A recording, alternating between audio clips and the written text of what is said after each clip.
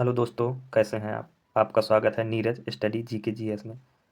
आशा करते हैं कि आप अच्छे होंगे और आपकी तैयारी अच्छी चल रही होगी। मैंने इसके पहले मौर्य वंश के बारे में विस्तृत जानकारी दी है वीडियो के माध्यम से, और उसके कुछ एमसीक्यूज भी किए हैं। आज हम चर्चा करेंगे मौर्योत्तर काल के राजवंश। उनमें से हम जानेंगे मौर्योत्तर काल के कौन कौन राजवंश हुए। तो पहला नाम आता है, देखो, मौर्योत्तर काल के राजवंशों को दो भागों में बांटा गया है। दो तरह के शासक हुए। पहले शासक हुए स्थानीय शासक हुए। जो स्थानीय शासक में उत्तर भारत में राज करने वाले शुंग, कण्व और सातवाहक भारत के मध्य में अपनी शक्ति का विस्तार किया। वकाटक, चेदी वंश, इनके बारे में मौर्योत्तर काल के प्रमुख राजवंश हैं, इनके बारे में जानेंगे। यमन शासक हो गए जो मध्य एशिया से भारत में प्रवेश किया उसी शताब्दी में, जब मौर्योत्तर काल में बहुत सारे छोटे छोटे राजवंशों का उदय हुआ। उसी समय भारत में आए हिंद यमन। पहले सबसे पहले इनका क्रम पूछता है एग्जाम में। भारत में हिंद यमन आए, सक्सीथियन आए, दूसरे में सक्सीथियन। क्रम पूछता है, कभी कभी दे देता है मिलाने में, पहले भारत में कौन आए, सक्सीथियन, यह क्या है, क्रम मिलाने को दे देता है। पार्थियन के बारे में चर्चा करेंगे, कुषाणों के बारे में चर्चा करेंगे और जानेंगे कि मौर्योत्तर काल क्या है। तो मौर्योत्तर काल वह काल कहलाता है जब मौर्यों का शासक पूरे भारत में बहुत ही बड़ा शासक हुआ करता था, मतलब उनका साम्राज्य विस्तार बहुत ही बड़ा हुआ। फिर जब मौर्य वंश का पतन हुआ, धीरे धीरे उनकी शक्ति छिन्न भिन्न हुई और उनके कोई योग्य राजा न बना, तो भारत में बहुत सारे छोटे छोटे राजवंशों का उदय हुआ मौर्य काल के बाद। तो उन्हीं को मौर्योत्तर काल कहते हैं, जो छोटे छोटे राजवंशों को। जैसे स्थानीय शासक में शुंग आ गए, कण्व आ गए, सातवाहक आ गए, वकाटक आ गए, चेदी आ गए, और जो बाहरी शासक आए जो मध्य एशिया से हमारे यहाँ आक्रमण करने आए, वो पहले आए हिंद यमन, सक्सीथियन, पार्थियन, जिनको पहलव कहते हैं, कुषाण, जिनको यूची के नाम से जाना जाता है। इसी तरह जब इसके बाद बड़ी शक्ति का विस्तार होता है, गुप्ताओं ने इन छोटे छोटे राजवंशों को दोबारा अपने साम्राज्य में मिलाकर गुप्ता साम्राज्य की नींव रखी। गुप्ता साम्राज्य भी बहुत बड़ा प्राचीन काल में एक साम्राज्य हुआ करता था। इसको वंश न कहेंगे, मौर्य साम्राज्य हुआ करता था और गुप्ता साम्राज्य, और ये छोटे छोटे वंश कहलाते थे। जैसे ही गुप्तों की शक्ति छिन्न भिन्न हुई, तो उसके बाद भी गुप्तोत्तर काल में बहुत सारे राजवंश आए। मैत्रक आए, मौखरी आए, पुष्यभूति आए, ये सारे वंशों का उदय हुआ। पल्लवन, चालुक्य और गौड़ शासक का उदय हुआ गुप्तों के बाद। ये छोटे छोटे वंश आए। तो चर्चा करेंगे हम सबसे पहले शुंग वंश के बारे में। जानेंगे शुंग वंश के बारे में। शुंग वंश के बारे में जानेंगे, उसका उदय, शुंग वंश के संस्थापक, उनकी राजधानी, शुंग वंश को जानने के स्रोत, किनसे इनकी जानकारी मिलती है कि भारत में शुंग वंश का शासक हुआ। अब मैप में जानेंगे उनकी लोकेशन, शुंग वंश के प्रमुख शासक, सारा कुछ जानेंगे। और आपके एग्जाम में कैसे प्रश्न बनते आ रहे हैं शुंग वंश और कण्व वंश के। फिर इसके बाद कण्व वंश पढ़ेंगे, और दूसरे वीडियो में हम आपको हिंद यमन के बारे में पढ़ेंगे। हिंद यमन, पार्थियन, सीथियन, शक, कुषाण, इनके लिए मैं दूसरा वीडियो लाऊंगा। एक वीडियो में ये कवर नहीं हो पाएंगे। इससे पहले मैं आपको सातवाहक, वकाटक, ये सारे वंश कंप्लीट करा चुका हूँ, तो वीडियो के प्ले लिस्ट में जाके आप देख सकते हैं। तो आप हेडिंग डालिए शुंग वंश।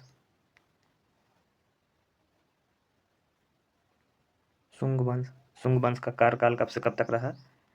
तो 187 ईसा पूर्व से 75 ईसा पूर्व तक इनका शासनकाल रहा। और शुंग वंश के संस्थापक पुष्य मित्र। देखो, शुंग वंश के बारे में जानेंगे, शुंग वंश का शासनकाल कब से कब तक रहा। तो नोट कर लेना, 187 ईसा पूर्व से 75 ईसा पूर्व तक इनका शासन। और इनके संस्थापक हैं पुष्य मित्र शुंग। शुंग वंश के संस्थापक पुष्यमित्र शुंग हैं। पुष्यमित्र शुंग ने मौर्य वंश के अंतिम शासक बृहद्रथ की हत्या करके शुंग वंश की नींव रखी, और ये बृहदत्त के सेनापति हुआ करते थे। और इनकी राजधानी विदिशा, जो मध्य प्रदेश में है, और पाटलिपुत्र हुआ करती थी। दो राजधानी हुआ करती थी इनकी, पहली विदिशा और दूसरी पाटलिपुत्र। और इनके इतिहास जानने के स्रोत प्रमुख हैं। पहला हो गया साहित्य में दिव्यावदान। दिव्यावधान, हर्षचरित का बाणभट्ट का हर्षचरित, और मालविकाग्नि मित्रम कालिदास द्वारा लिखित महाकाव्य है। और महाभाष्य हो गया, गार्गी संहिता, ये साहित्यिक स्रोत हो गए। और इसके बाद अयोध्या, धनदेव का अयोध्या अभिलेख, ये मोस्ट है। धनदेव का अयोध्या अभिलेख, ये मोस्ट है। धनदेव का अयोध्या अभिलेख और मालविकाग्नि मित्रम हर्षचरित। और विदिशा में एक अभिलेख मिला, उससे इस वंश के बारे में जानकारी मिलती है। कौशाम्बी से सिक्के मिले, अयोध्या से भी सिक्के मिले और मथुरा से भी सिक्के मिले। अभिलेख, सिक्के और साहित्यिक ग्रंथ किसी भी इतिहास को जानने के अच्छे स्रोत माने जाते हैं।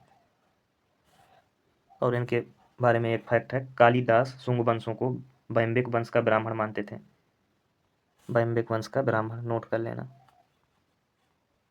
वैम्बिक वंश का ब्राह्मण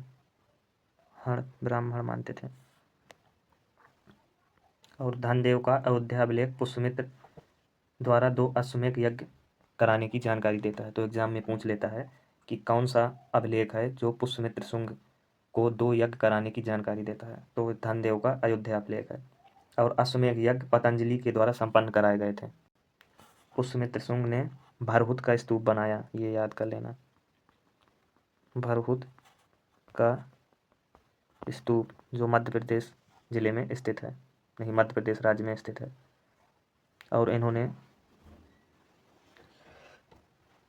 और सांची के स्तूप में 4 दीवारी का निर्माण कराया। ये है देखो सांची का स्तूप। सांची का स्तूप वैसे तो इसका निर्माण अशोक ने कराया, मौर्य वंश का शासक अशोक ने, लेकिन जो इसके ऊपर रेलिंग है, इसके बाहर किनारे में ये रेलिंग देख रहे हो, ये रेलिंग, इसको पुष्यमित्र शुंग ने बनाया। ये पहले मिट्टी की हुआ करती है और ये मध्य प्रदेश में स्थित है। इसको विश्व यूनेस्को साइट में शामिल किया गया था 1989 में। और इनके बारे में एक महत्वपूर्ण बात है, इनकी जो लिपि थी ब्राह्मी लिपि थी और भाषा इनकी संस्कृत थी। संस्कृत भाषा और ब्राह्मी लिपि में इनके अभिलेख मिले थे। और ये प्रश्न पूछा गया कि शुंग वंश की भाषा कौन सी थी, तो इनकी संस्कृत भाषा हुआ करती। पुराणों के अनुसार पुष्यमित्र शुंग ने 36 वर्षों तक शासन किया। 36 वर्ष पुराणों में बताया गया है कि पुष्यमित्र का जो शासक था पुष्यमित्र, उसने 36 वर्षों तक शुंग वंश में शासन किया। और पुष्यमित्र शुंग के बारे में और बात जान लेते हैं। शुंग के पूर्वज उज्जैन से हुआ करते थे। पुष्यमित्र शुंग को औदभिज, अचानक उठने वाला, ये उपाधि उनकी याद कर लेना, उनको ये नाम से जाना जाता था, औदभिज अचानक उठने वाला।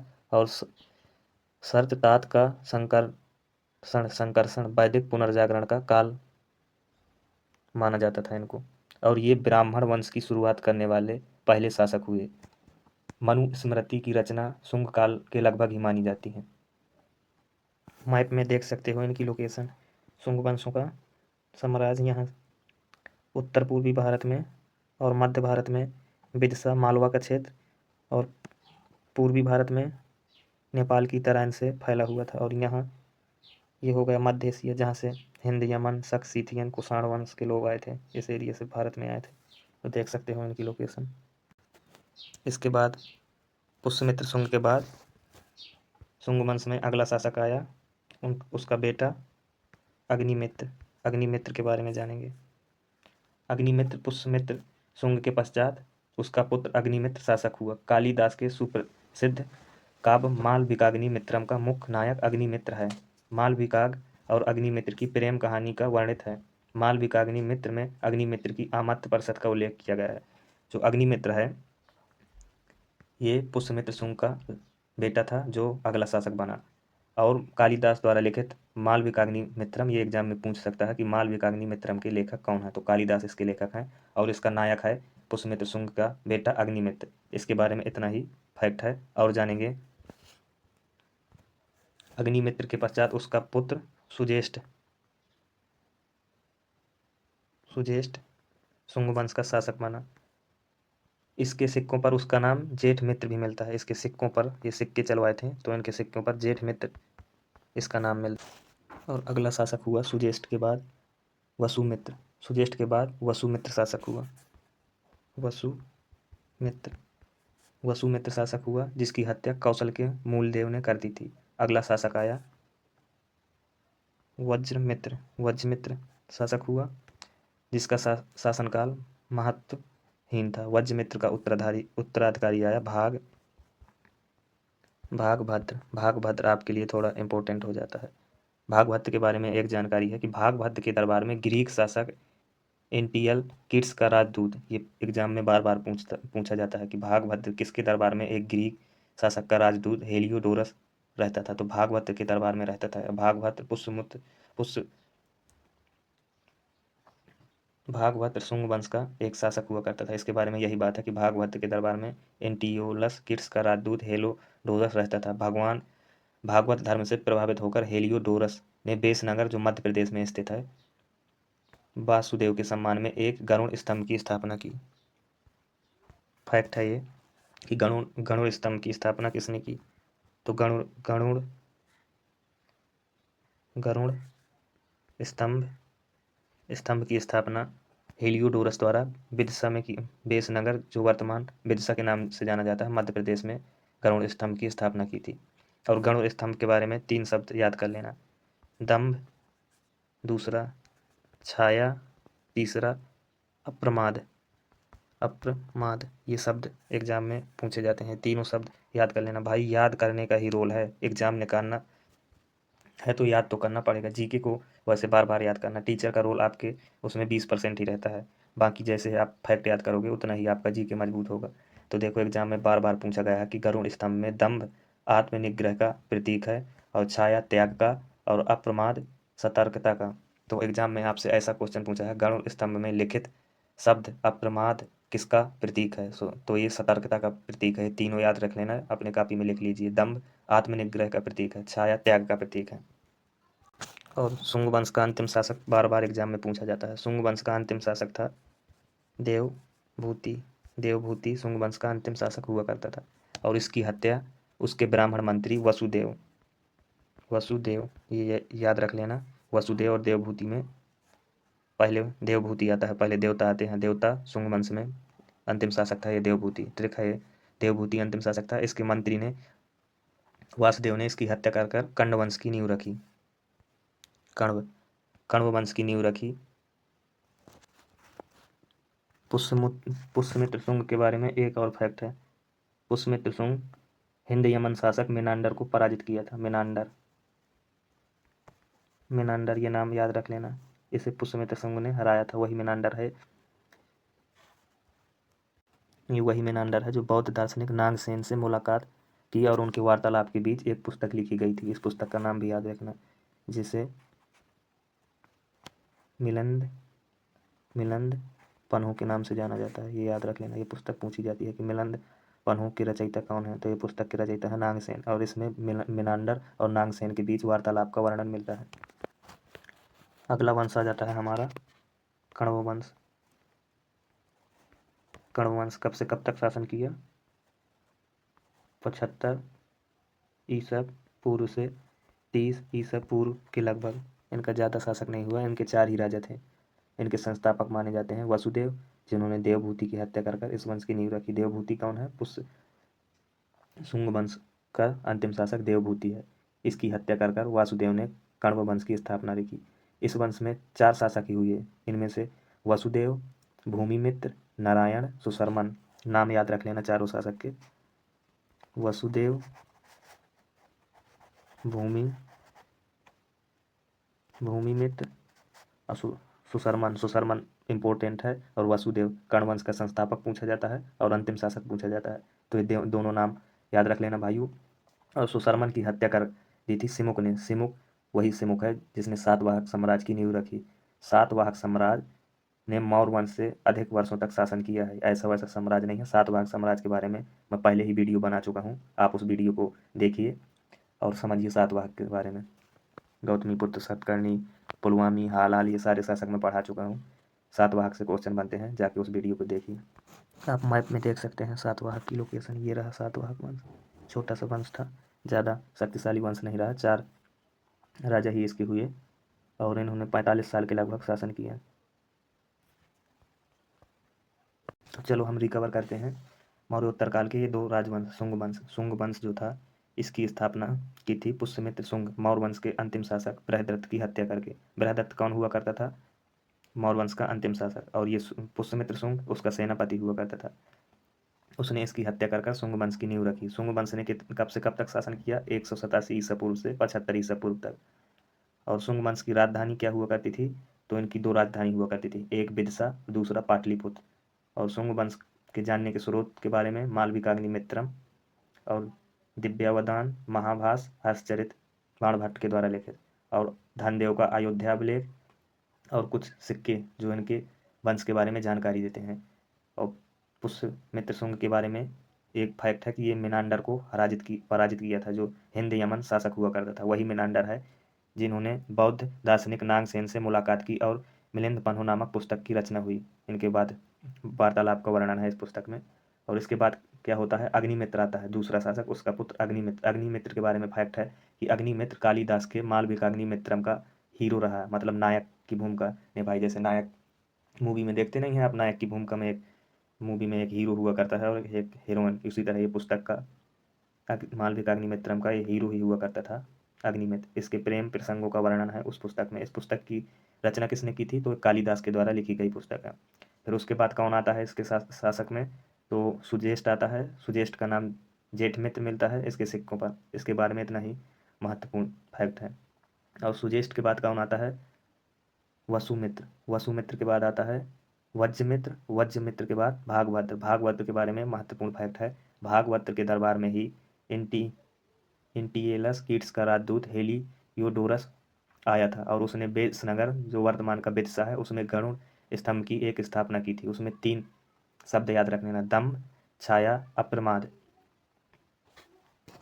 और शुंग वंश का अंतिम शासक हुआ देवभूति, और देवभूति की हत्या उसी का अधिकारी कर दी थी जिसका नाम था वसुदेव। वसुदेव ने देवभूति की हत्या कर कण्व वंश की नींव रखी। कण्व वंश में 4 शासक हुआ करते थे,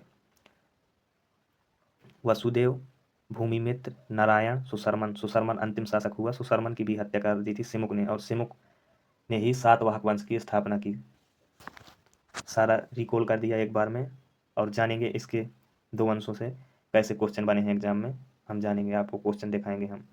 और अगले वीडियो में हम बात करेंगे हिंद यमन, सक्सीथियन, पार्थियन और कुषाणों के बारे में, जो मध्य एशिया से भारत में आक्रमण किए और अपना साम्राज्य विस्तार किए।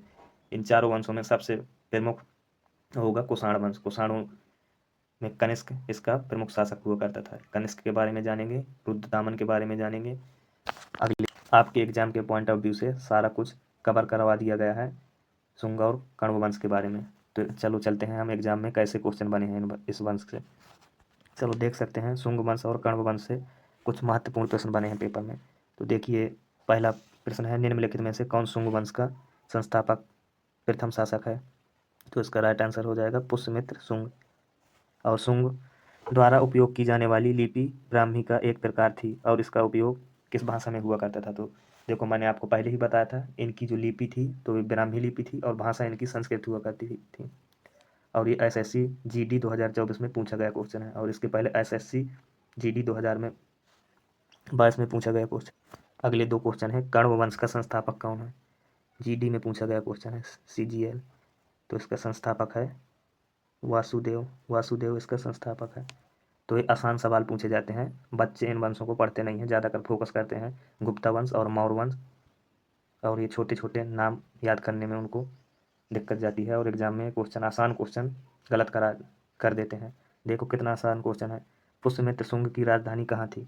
तो आपको मैंने बताया इनकी 2 राजधानी हुआ करती थी, पहली विदिशा और दूसरी पाटलिपुत्र। इस तरह के क्वेश्चन आप तो ये कर पाओगे आप क्वेश्चन। देखो, भारत में शुंग वंश का संस्थापक SSC GD में पूछा गया क्वेश्चन है, कौन था? पुष्यमित्र शुंग। तो सरल ही क्वेश्चन पूछे जाते हैं। और ये क्वेश्चन आपको बन सकता है कि पुष्यमित्र शुंग ने किस हिंद यमन शासक को पराजित किया? तो मिनांडर नाम याद रख लेना। तो आपको अगले वीडियो में हम बताएंगे मौर्योत्तरकालीन विदेशी आक्रमण, हिंद यमन, सक्सीथियन, पार्थियन, कुषाणों के बारे में। तो इतने आसान क्वेश्चन पूछे जाते हैं, आप कर पाओगे एग्जाम में। तो चलो अगले वीडियो में हम मिलते हैं। वीडियो कैसा लगा? नीरज स्टडी GK GS में आपका स्वागत है। आप अपनी तैयारी को बेहतर करने के लिए हमारे इस चैनल से जुड़िए और इसी तरह की वीडियो हम डेली अपलोड करते हैं, हिस्ट्री, जियोग्राफी, पॉलिटी, करंट के कुछ महत्वपूर्ण टॉपिक, स्टैटिक। तो चलिए, कैसा लगा वीडियो? चैनल को लाइक करें, सब्सक्राइब करें और शेयर करें।